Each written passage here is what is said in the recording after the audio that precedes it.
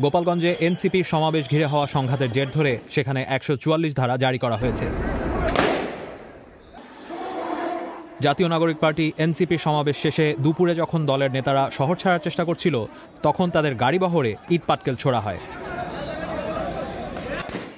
সেই সময় পরিস্থিতি নিয়ন্ত্রণে আনতে পুলিশ ফাঁকা গুলি ও টিয়ার গ্যাস নিক্ষেপ করে।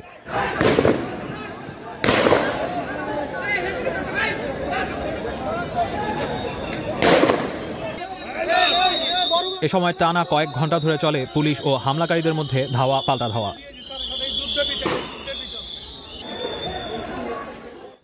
এক পর্যায়ে এনসিপির সমাবেশ মঞ্চে আগুন ধরিয়ে দেওয়া হয়।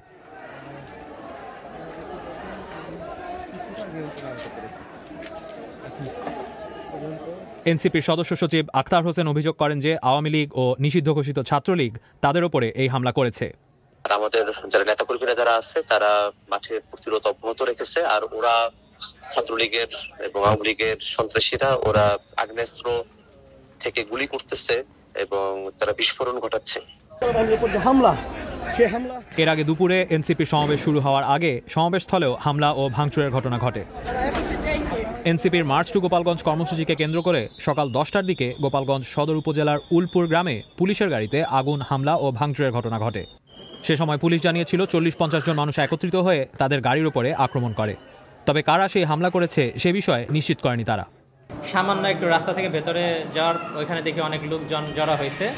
তো ওই লোকজন জড়ো হওয়ার কারণে স্যার জিজ্ঞেস করছে যে আপনারা এখানে কি জন্য আসছেন। পরে স্যারকে বলছে যে আমরা এখানে একটা খেলার টিম ছিল, এই কারণে এখানে লোকজন আসছে। পরে বলছে আচ্ছা ঠিক আছে, তাহলে আপনাদের একজনের সাথে একটু কথা বলি। তো যখন এই কথা বলছে তখন ওরা বলছে যে আপনি আমাকে ধরলেন কেন।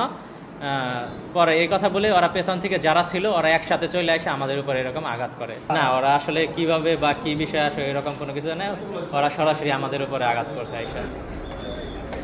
পহেলা জুলাই থেকে জাতীয় নাগরিক পার্টি এনসিপির নেতারা দেশের বিভিন্ন জেলায় সফর করছিলেন।